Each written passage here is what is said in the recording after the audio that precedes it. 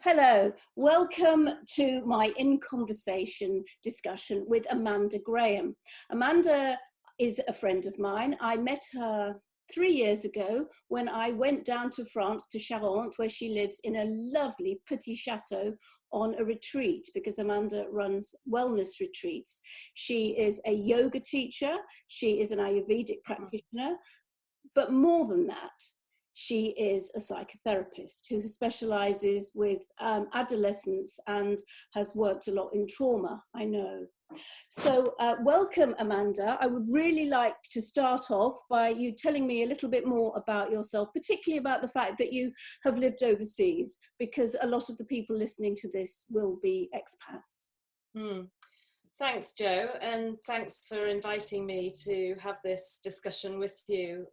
So I'm quite excited to share what I can with you about my experiences, I suppose, in terms of psychology and all the add-ons that we put with it. It was a really good time to go through this and reflect, because I have some extra time at the moment. So I thought, well, I'll go back to when I started my career, and I'll just briefly explain as I go through where I've lived, what I've done. So I'm a counselling psychologist. I have called myself a psychotherapist in the past. I've called myself a cognitive behavioural therapist. I've called myself a Vedic counsellor. And what I realised when you asked me that question is that there are a lot of what I call now add-ons that I've attached to my traditional psychotherapy training. And it's been a natural progression really through my life from the age of 18, because I fought my parents not to go to university straight away. And I kind of fell into a job where I was working with young people aged between 16 and 24. And they had high needs. They were from generations of unemployment, 2 or 3 at a time.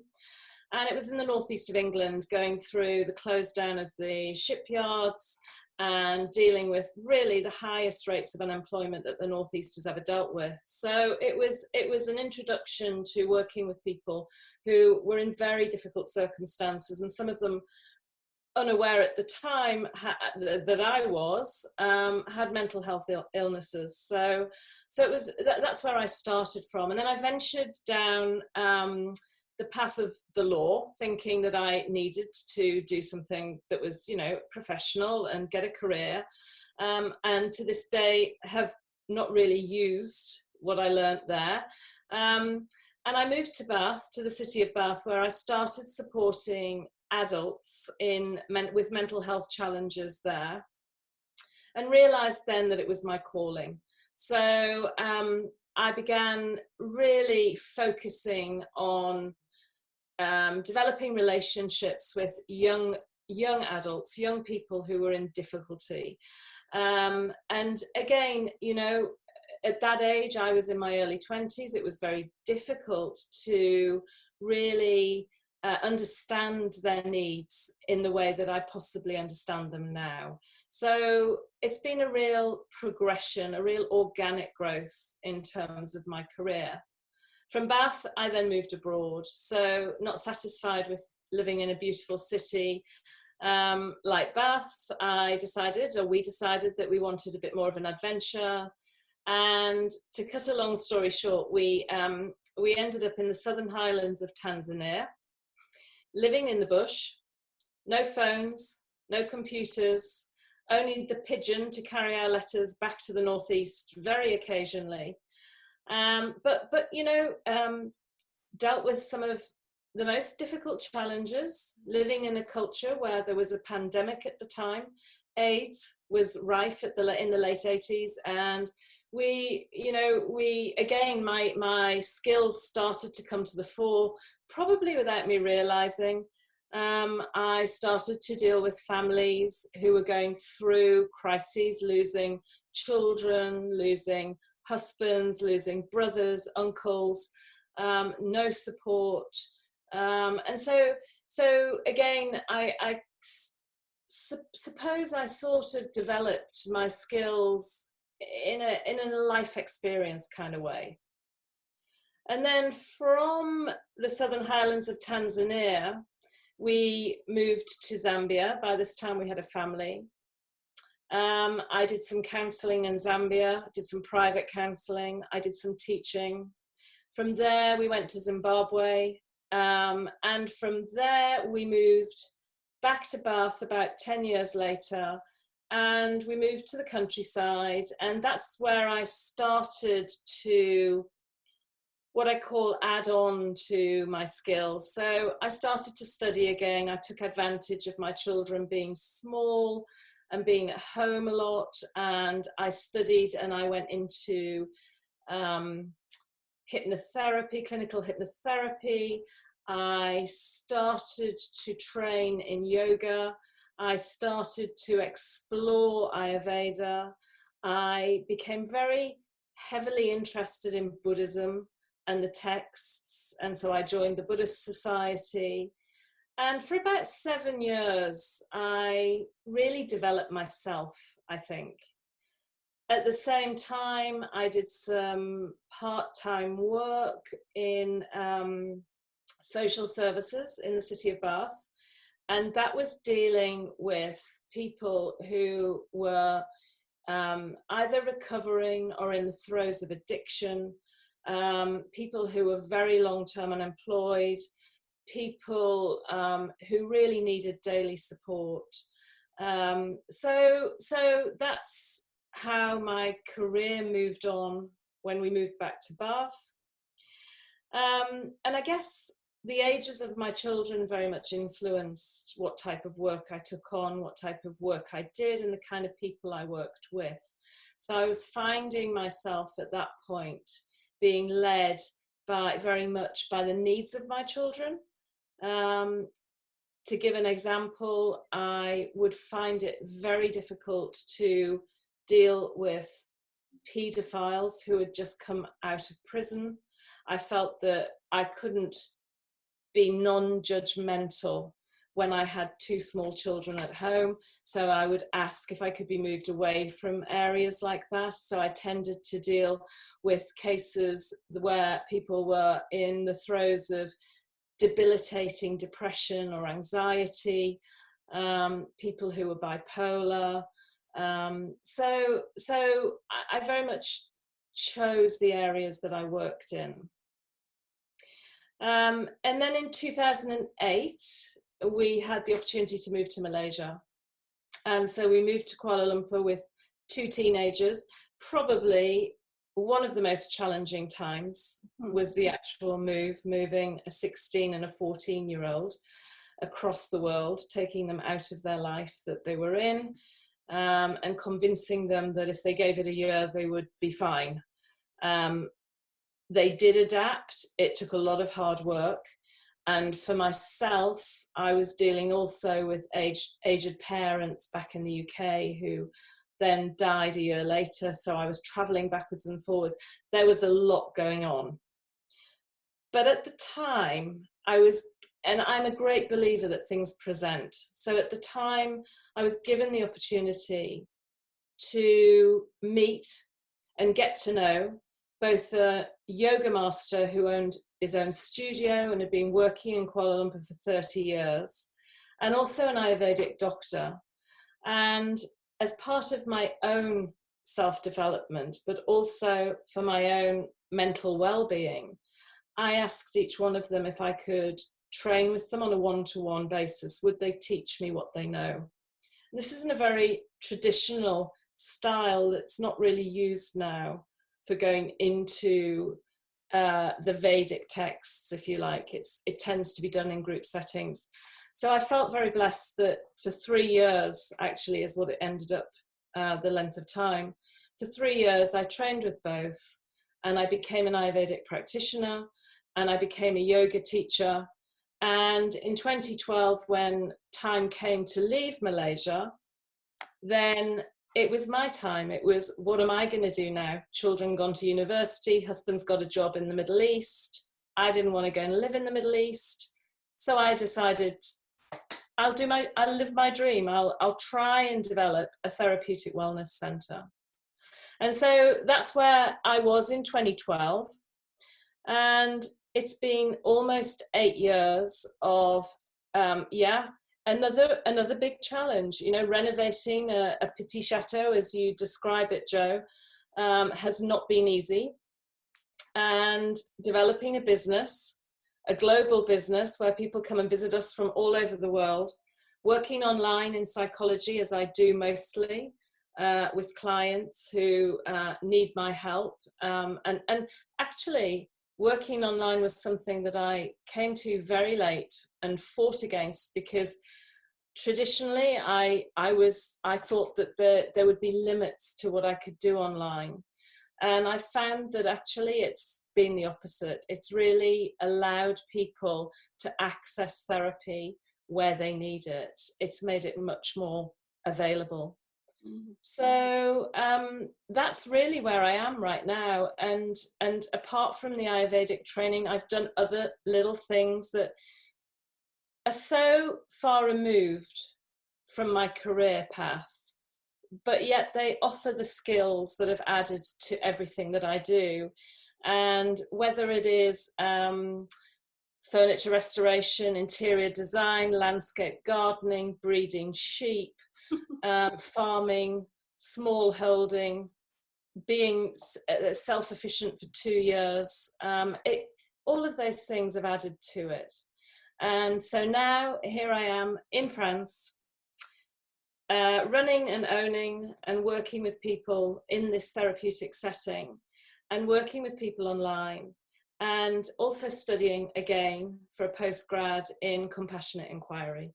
And that's where I am now. So that's me.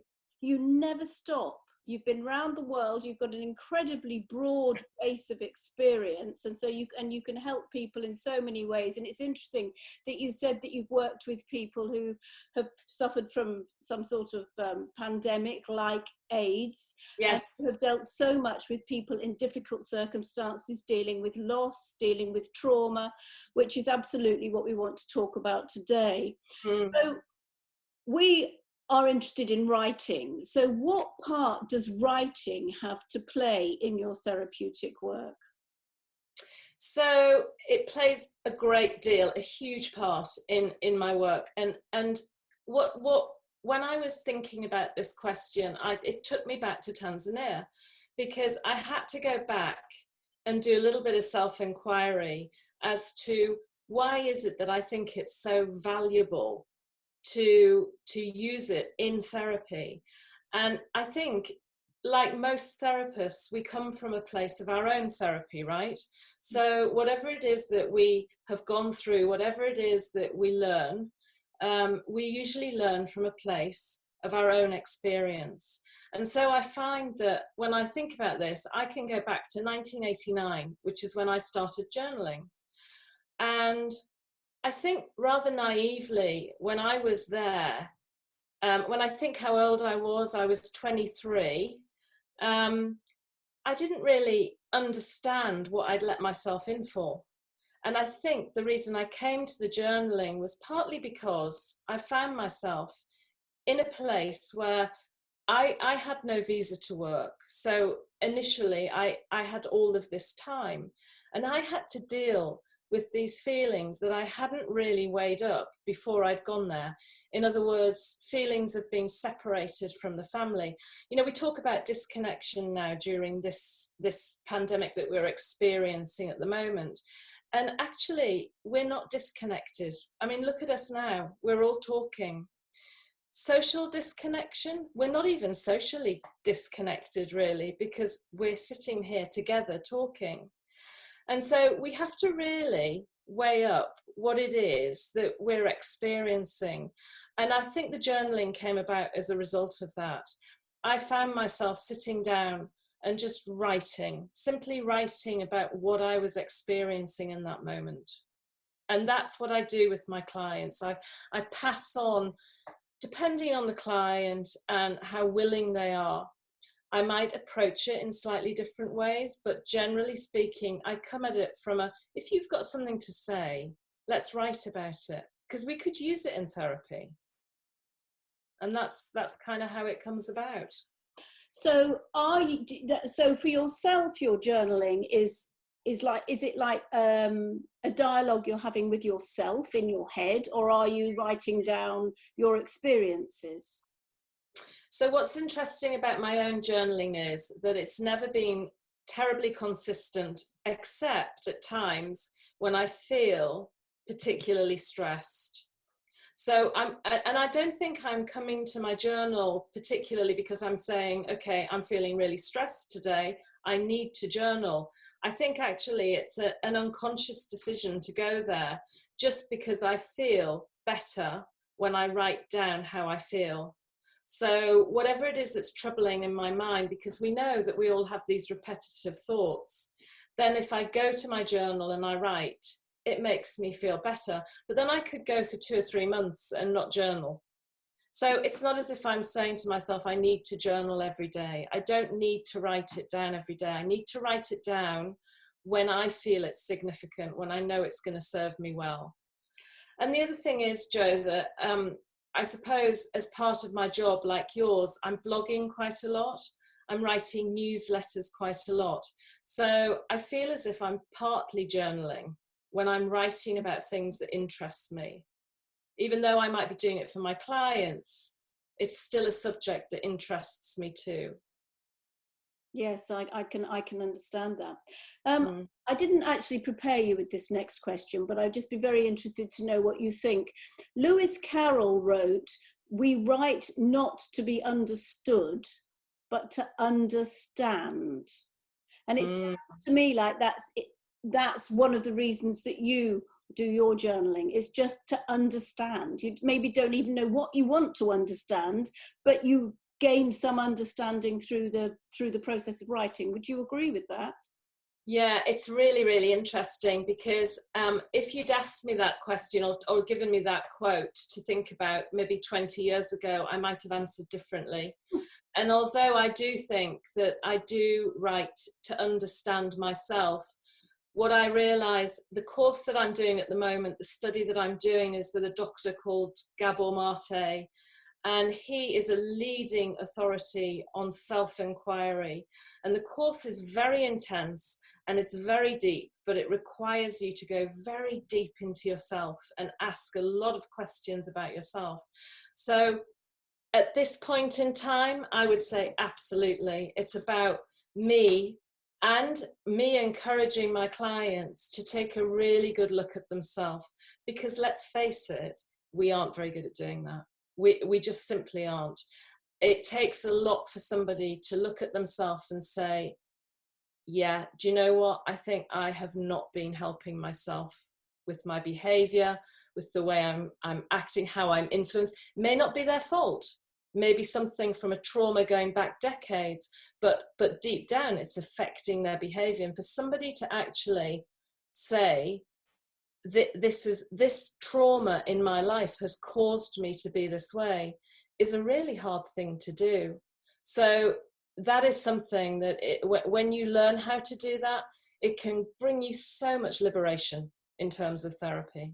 So yes, in answering that, I would say for sure, it's about understanding myself or understanding ourselves. So would you say that journaling per se is something that it's like any muscle, that the more you do it, the easier you will find it to get to the nub of what it is you might be looking for? And if you perhaps do it once, it might not be as powerful, or do you disagree with me?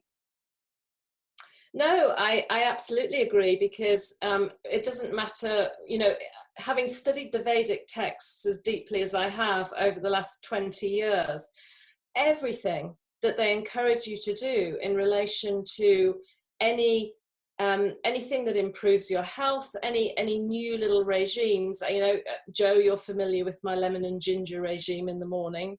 You have to do it for at least 21 days for it to become some kind of habit.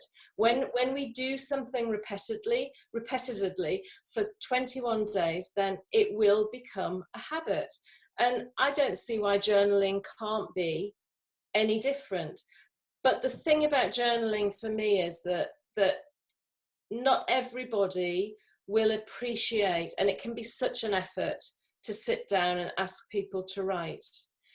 In the same way that, you know, when you encourage people to try and draw as adults for therapy, it can be equally as challenging, because deep down they believe they can't do it. Something in them between childhood and adulthood changes, and they don't believe in themselves anymore. They don't believe they can write, or they think they're going to be judged for what they write, or they're going to think they're going to be judged for whatever it is that they express on paper in way of drawing. So yeah, I truly believe that everybody has the ability to do that. We just need to be encouraged to do it, and we need to be told that it's a practice. Okay, like yoga, it's a practice. Yeah, that's a very interesting thing. I like that. Thank you. So, without breaching confidentiality, what kind of breakthroughs have you seen thanks to the power of writing in your clients? So I would say that the most significant in terms of writing therapy has been in relation to grief. So when I'm dealing with either, as I have in the past, people who have had sudden grief or even expected grief, and also rather beautifully, I've had 2 or 3 cases in the last 5 years of people who are terminally ill, and they have used writing and writing letters to young children as a means to helping them come to terms with their mortality. And that's been a really heart-wrenching but beautiful experience to see, and gives them so much peace as they know they've drawn it to the end of their life. So that's one area that certainly has helped. And the other area is in dealing with anxiety. So getting people through periods of really intense anxiety. I work a lot with adolescents, and they're the only demographic that have my telephone number, so that they can call me whenever they feel that they have usually a panic attack coming on.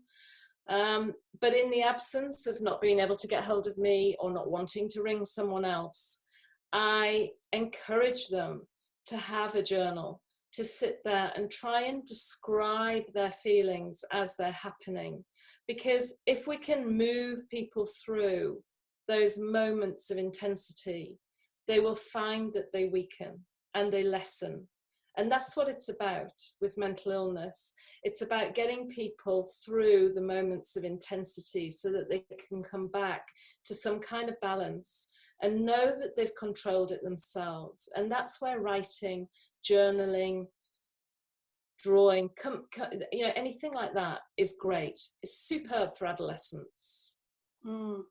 I mean, for me, I find that if I've got something going round and round my head, if I put it down on the page, it doesn't disappear from my head, but it certainly reduces hugely. It does, and I think that also, you know, in other cases, there is a method of allowing people to write things down that really trouble them, and to screw them up and to burn them. You know, for some people that works, and for others, it's a way of treating it as a learning experience. So whatever we go through in the past, it has got to be looked on as potential for growth, right? So if we write it down, and if we are brave enough to revisit it at a time when we're not feeling the intensity, then maybe we can grow from it. Maybe we could learn, maybe we could look at it, what we've written in our journal, and say, could I have done this any differently? Are there any options other than the way I handled it? It's interesting that you say about writing things later. There is another quote that I don't know where it comes from that says you should write while you are bleeding. And then, but then this, if you're going to publish it, you should then go back to it when you've got a scab and revisit it, and then not actually get it ready for publication until the wound has healed. Do you have any comments on that? I've just thrown that one at you. Yeah, I think you're probably more experienced as to when it's more appropriate to write. I don't know. I think the difficulty, you know, writing when you're bleeding, I think it's a really hard thing to do, you know, to be in the intensity of the moment and to write. If you can, it's great. It also depends on the emotion, right? When you're sad, the feelings in your body don't necessarily, the experiences in your body don't necessarily allow you to write. They don't allow you the freedom to actually put into words what you're experiencing, because what you are experiencing bodily, somatically, may be taking over that. But there are other times when you're feeling maybe anger. I mean, people deal with anger in different ways, but you know, if something is troubling me, I tend to go quiet. I tend now just to back off, and I will go silent. And that's a good time to write. It doesn't mean that my feelings aren't strong, and I probably can write when I feel like that. So I think it just depends on the emotions, Jo. Oh, that's interesting way of looking at it. What do you consider to be the impact of the current coronavirus crisis and the lockdown on our mental health? You've talked already about the fact that we're social distancing, but we're not. Well, we are in some respects, but not in others. But what do you think the real impacts are that we should be looking out for? Oh, I was thinking about this, and it very, very, very much depends on the individual, really. It depends on what kind of personality you are. It depends on what your needs are in terms of social interaction. It depends what you've got going on in your life, how happy you are in your relationships around you, because chances are you're now 24/7 with these people, right, that are with you. So how is that affecting you? I mean, you know, there'll be some people who may be sitting there wishing that they dealt with a broken relationship before they went into this, because that's going to intensify everything. And we know that very sadly and worryingly, the rates of domestic violence are on the rise significantly during this time. So there is a lot going on for people. Levels of anxiety, we talk about anxiety and we talk about stress, but you know, I mean, I might have moments of anxiety, and anxiety is fine. Let's just clarify that right now. Certain levels of anxiety we need in our lives. It's just we're not used to having them. Depending on whether you're an anxious person to start with, will depend on how you have been coping so far, and how you will cope with this extension of ongoing lockdown. So, you know, these are things that we have to consider. Again, I bring it back to self-inquiry. Should we be looking at ourselves and saying, you know, honestly, what type of person am I? And can I be vulnerable enough to actually say, I am an anxious person, and this is how I'm affected.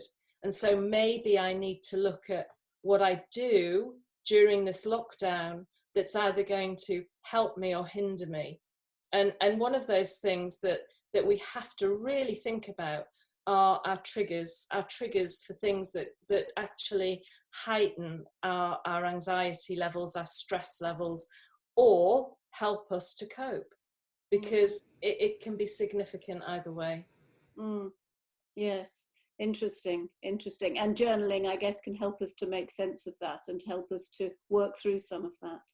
Absolutely. You know, I mean, most homes will have a computer in them. Most homes will have access to writing material. And, you know, I heard something on the radio this morning when I was listening to it, having my coffee, and it was a writer. I can't remember which writer it was because I came in halfway through, but they were suggesting that within a household, if you have adults and say, well, maybe only one child, two children, or I heard yesterday 6 children in a house, you know, have some kind of story competition, create a book, you know, let them all create a storybook and do it together and support each other through it. I think it's a beautiful thing. I think there are all sorts of things that we could revisit during this lockdown. It very much depends on how we look at it. Yes, thank you. What do you think people can do on their own without the help of a therapist to help them through the current crisis? So one of the things that I've been thinking a lot about and talking to clients about is not to ease off on a routine. I think that whether you are used to working at home, whether you are self-employed and you set your own timetable or not, or whether you have gone from being out to work at 8 in the morning and back from work at 5, whoever you are, you need to keep to a routine. I think that routine may vary, but you may have to adjust it, and it may be adjusted on a week-to-week basis. But one of the things I say about health and well-being, whether it's in terms of your work-personal life balance, whether it's in terms of what you eat, how you serve yourself, how you eat during the week and nourish yourself, whatever it is, we need a routine. We need some kind of routine. We are creatures of habit, and we don't thrive if we constantly go through a period of limbo or the unknown. And really, that's where we are. I know we have deadlines, and we're all hoping that by the next deadline, we'll be free to some extent to socialize and get back to whatever our normal routine is, whatever that is. But at the end of the day, it's definitely about keeping to some kind of routine. Thank you. That's very helpful. Do you think that this is now a good time for people to plug journaling perhaps into that routine? It is said that journaling for just 10 minutes a day can be incredibly helpful. You know, Julia Cameron, The Artist's Way, in her morning pages, and she says that you should do this in the morning. I just wonder, do you have any thoughts on journaling for 10 minutes and whether on a therapeutic level that is of value? And the other question is, do you think it does make a difference if you do it in the morning? So I have to keep saying that it's not the same for everybody. So, you know, throughout whoever I'm dealing with, whatever it is to do with, I often find that people will assume that it's the same for everybody. Yes, I think journaling is fantastic. Journaling could be classed as a meditation. When I journal in the morning, or when I journal or write something that I have that I need to put down onto paper, it makes me feel good. More so because it's something that I want to write about rather than the time of day. Now, I am a morning person, so I do achieve a lot very early in the morning rather than in the afternoon. But there will be people who would rather journal later in the day. And I think we have to be open to that. What I think we could be suggesting is that, yes, this could be really good for you. And look on it as a time of being with yourself and looking at yourself and seeing what's going on for you in that moment, in that day. And I think we just have to know that it's an option, suggest it, encourage it, and let people find the time to put it into their routine when they want. Okay, thank you. So we've talked about journaling on your own, and you've talked a little bit about what you can do as a clinical what did you call yourself? A clinical psychologist? Psychologist, yes. I always get confused about those. What do you think, if you put the two together, what do you think the benefits are of putting the two together, working with a therapist who then might guide you towards some sort of narrative therapy? So when I was thinking about this, I thought about how I've developed as a therapist through my career. And my style of dealing with clients now as opposed to in my 30s, say 20 years ago, is very different. And that comes down to a few different things. It comes down to life experiences, it comes down to age, certainly comes down to the experience of dealing with people. And what you realize as you go through it is, especially in terms of asking people to do what I call homework, because journaling, I do ask clients to do. And I find that if I can keep it in a kind of light-hearted way, suggesting that I'm going to give you a little bit of homework this week, just want you to try something new for me, you find that actually self-motivation is one of the hardest things for people to overcome. So we have to be mindful of that. But with a therapist, working with a therapist, people are more likely to do it if they have a therapist they're going to talk to about it the next week. And the way I encourage it is to say, you know, if you're happy, because they don't have to share their journal with me by any means, they don't have to share it with anybody. But if you're happy and there's anything that you write that you think is significant, that you find yourself thinking about through the week, then perhaps you might want to bring it up at the session the next time and you and I can talk about it. So there are definitely advantages for motivation in terms of working with a therapist and journaling at the same time. They can give you, sometimes a therapist can just throw a word at a client and it can be totally insignificant to the therapist, but it could mean so much to the client. And you may not know that until 2 or 3 sessions later. So yeah, that would be my biggest pointer on that, Jo. That's interesting. So what you've made me think there is that there are 2 really significant reasons for doing this with a therapist. And one is the therapist has their own insights and may well guide you towards something that you may not have motivated yourself to go towards alone, or even seen that this might be helpful. But the other thing is it's the accountability. Yeah, absolutely. Accountability every time. You know, most people are investing a lot of money to see a therapist. And I say this so often, you know, I can give you all the tools. I can give you all the tools and help you and guide you, but you have to do the work.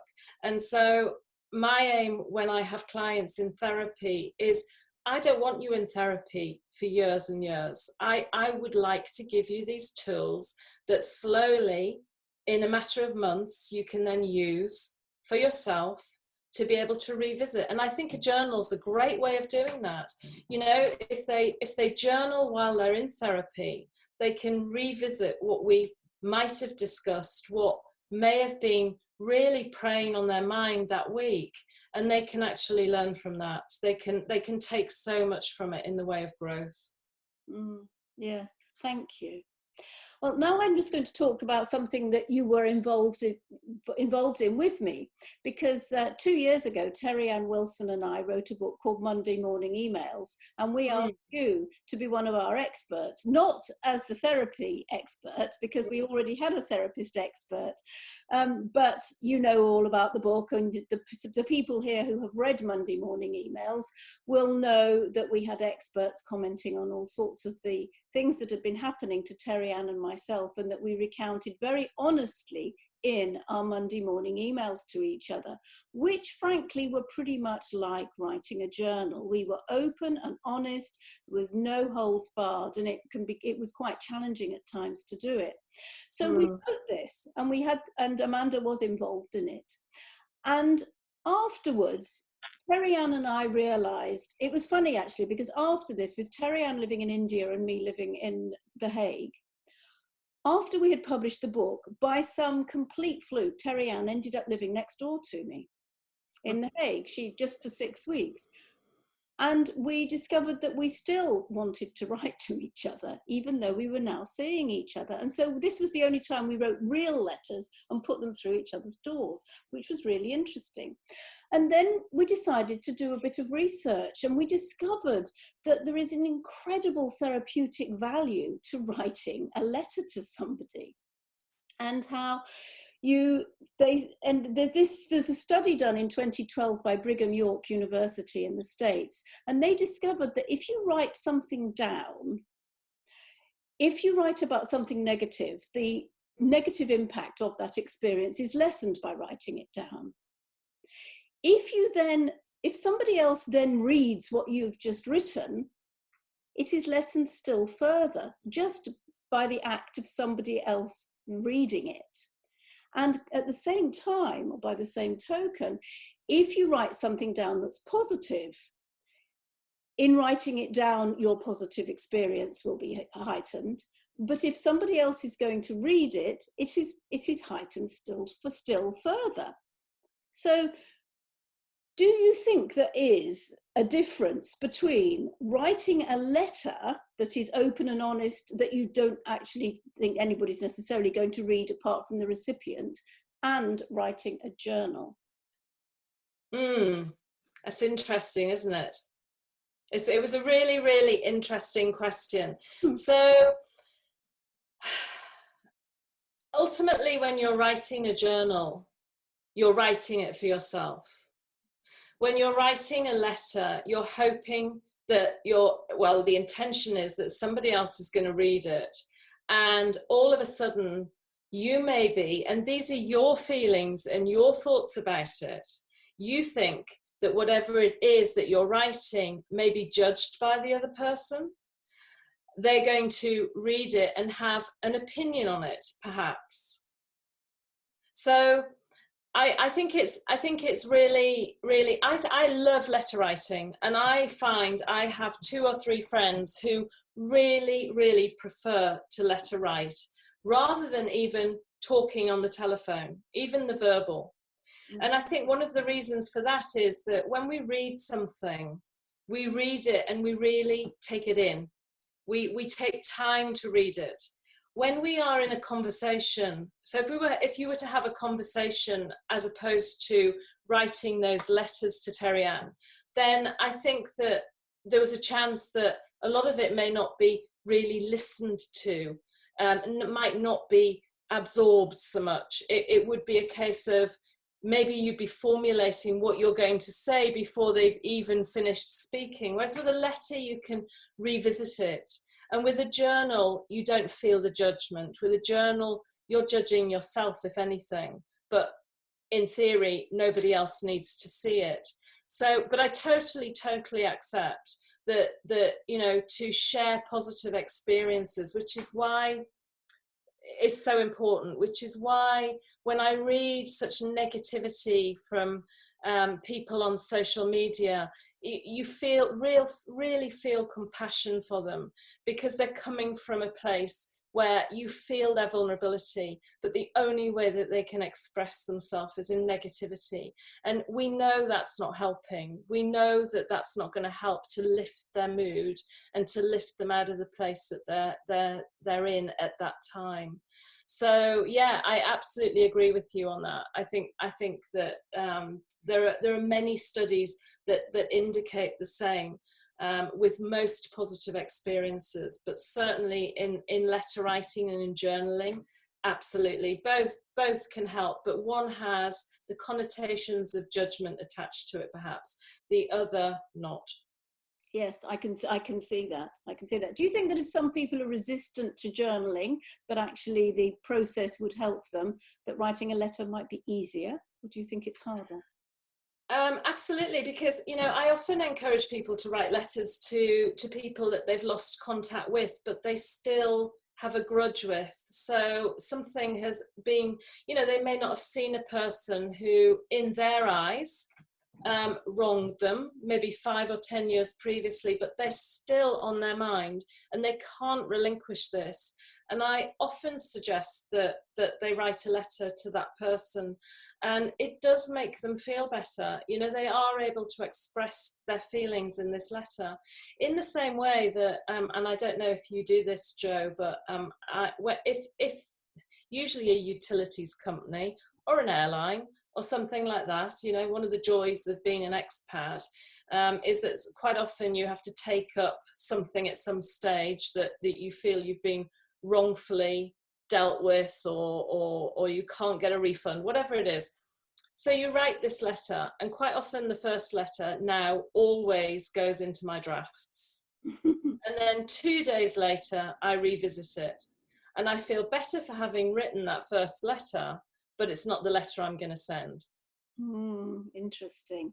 Interesting. So sorry. That's another thing that, you know, I work on with clients who really hold rage or really hold anger in relation to something in their past. Write that letter. It makes a huge difference. Thank you. So, so we've talked about journaling, we've talked about writing per se, we've talked about writing letters, we've talked about how they can mix together with therapy. So what advice would you give to the listeners today if they're keen to start journaling as a way to cope with the current stress and anxiety? Is there somewhere that you would recommend that they perhaps should start? Yeah, absolutely. So my advice is to write when you feel like writing. I find that when you are starting anything new, and it could be writing, could be yoga, it could be introducing a new eating regime, whatever it is, you need to be kind on yourself. So don't set yourself up for something that you're going to fail at. In other words, don't say, I'm going to do 10 minutes every morning at 9 o'clock. I'm going to sit down and do 10 minutes of journaling. You'll fail, because you'll see it as a failure the first morning that you don't do it. Leave it open.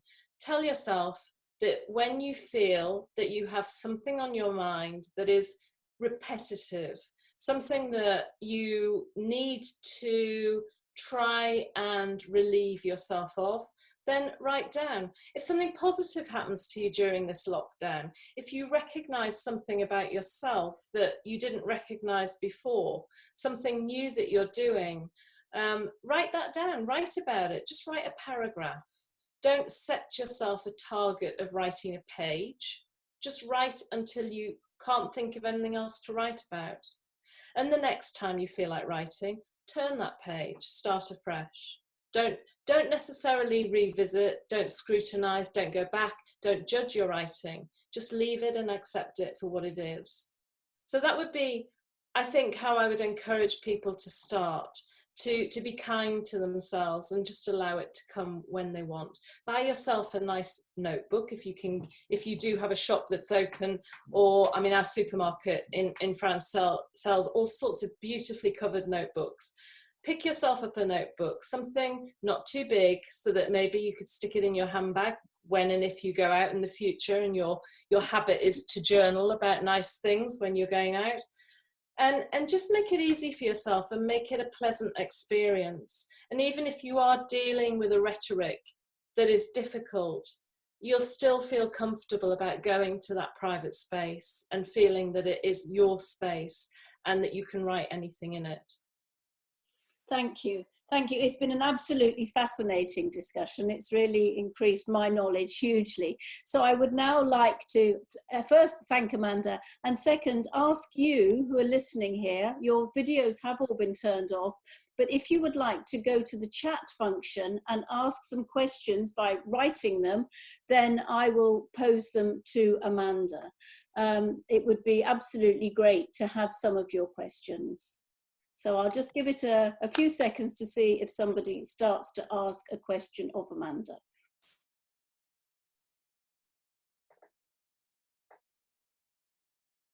And while you're having a think, I shall ask the first question, because I would like to know if writing a letter to somebody who has passed away, how that can also help with the therapeutic process, because you know they'll never read it. So grief is experienced by the person who is left behind, right? So you're writing the letter for yourself, not for the person that you're writing it to. And whatever it is that you're writing to them, whatever it is that you're dealing with in that letter as you write it, are your feelings, not theirs. And so the way to look at it is that you're doing it for you. You're not doing it because they're not going to read it or they're going to read it. It's not about that.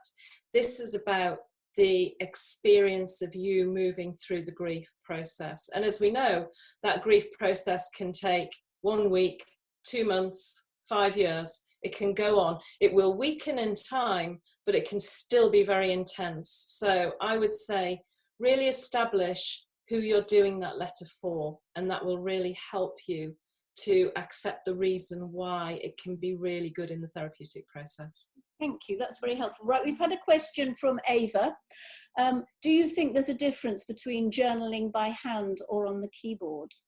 Absolutely, absolutely. But then I am old and I am old-fashioned and I love to handwrite. So I think we express ourselves in a very different way when we're handwriting. And I'm sure you can probably add to this too, Jo. I think there's a place for the computer, and I use it mostly on a day-to-day basis. My journals will always be handwritten. So they never ever will they be kept on in a file on a computer. And I just feel that the movement with the pen and the expression and the using of grammar that we kind of relinquish when we're on the computer, or the shortening of words, or I find myself thinking more when I'm handwriting.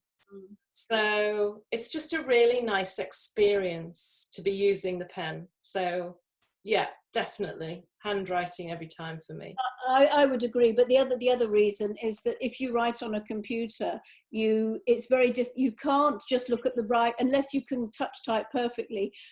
You can't only look down at your hands like you do when you write longhand. You're looking at the screen, which means that you're then editing, which means that you're breaking your train of thought. So that's a really good point. I would never ever do it on a keyboard. We've had a question from Cecile, who says, what about writing a letter to somebody you're angry with and not sending it? What does that do? Absolutely. And I think I might have touched on this earlier, Cecile. I absolutely agree. I mentioned it from my own perspective. I've written many an angry letter, usually to an organisation who I felt has wronged me, and I've not sent it. So I put it into my draft box and I leave it there for at least 24 hours, and then I revisit it, and then I usually edit it. Very seldom have I sent it in its raw form, because I know I'd probably never get a response. So it depends on the circumstances. That's usually if you're dealing with somebody you don't know.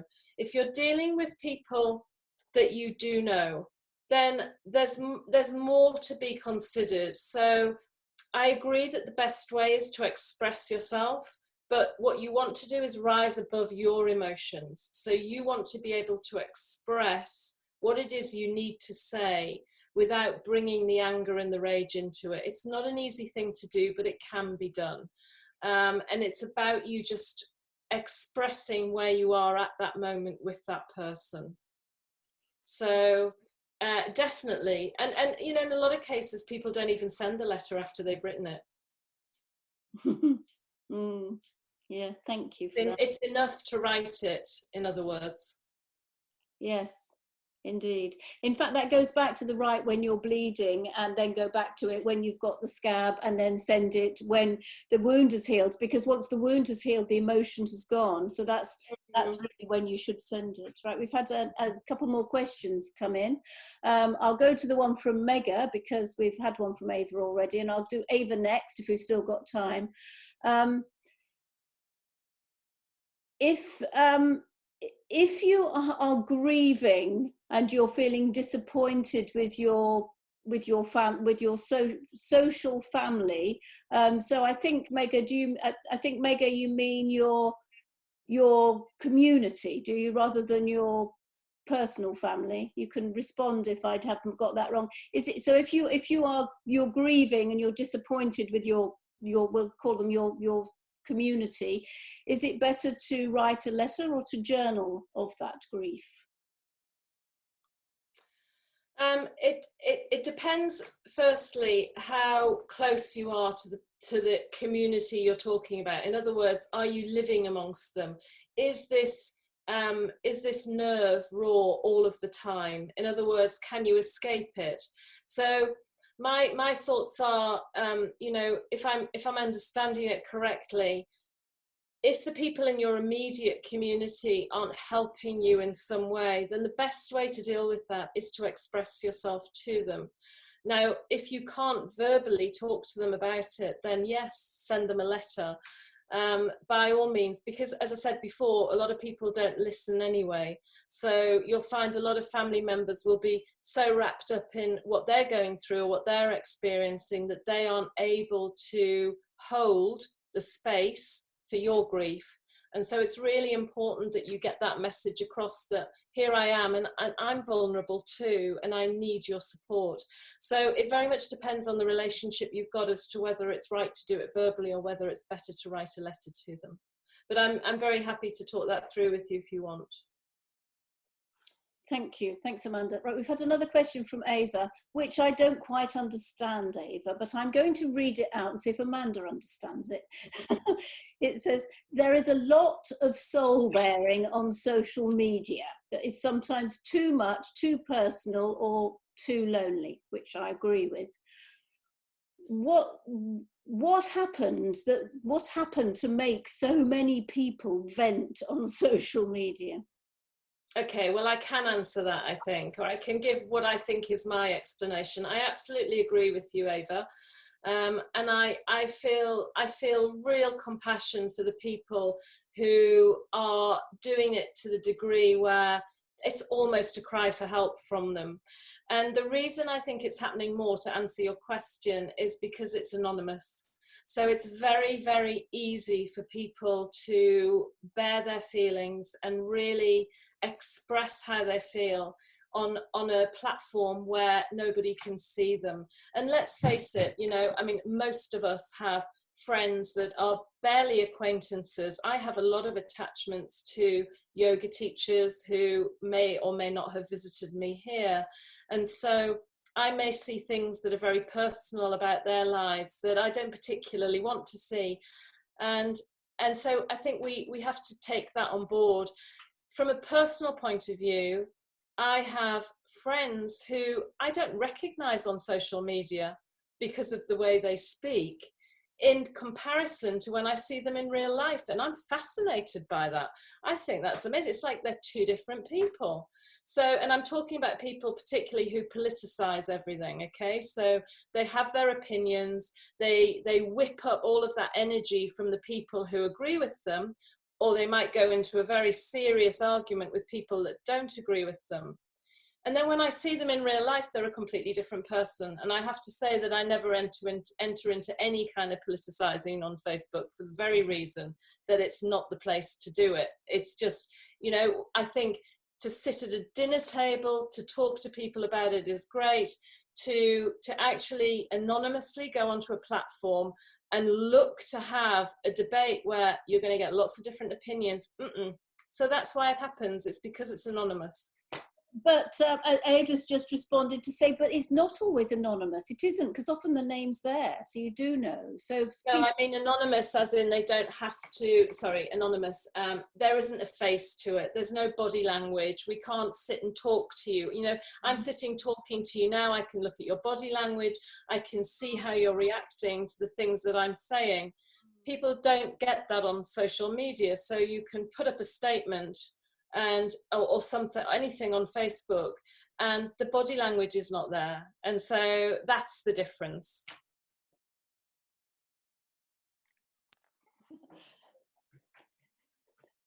Great, thank you. Excellent, thank you, Amanda, has been added to that. Absolutely, that's great. Thank you very much. Okay, so I think we've been going for an hour. I'm sure Amanda needs a cup of tea. I know I certainly need a cup of tea now. Thank you so much, Amanda. I would just like to say that I did actually run one of my writing retreats at Amanda's wonderful Petit Chateau, getting on for 2 years ago now, and it was quite wonderful. So those of you listening to this, when this is all over, maybe we'll manage to have another wonderful writing retreat. Amanda puts on a fantastic event with yoga morning and evening, and it really is the most idyllic setting. Amanda, to host you. Oh, we'd love to go back again. It really is great. But you don't have to go there as part of a retreat. You can rent a wonderful chateau. You can, for your own family party. And she also puts on couples weekends and parent and adolescent weekends and all sorts of fantastic events. And I highly recommend everything Amanda touches, to be honest. If you want to know more about her, Amanda, her website is amandagrahampsychology.com. And when this has been saved and put on YouTube, you will see that the opening page of the video will have that website on. But you can always email me. So it's amandagrahampsychology.com. I would like to thank Amanda very much for giving this so much attention and thought. It's been absolutely fascinating. And I wish you well for the rest of the lockdown and for the reopening. Thank you, Jo, for having me. It's been an absolute pleasure. And if anybody is struggling, then do contact me, because I am working openly online at the moment, and I will find space for anybody who needs it. Thank you. Thank you very much.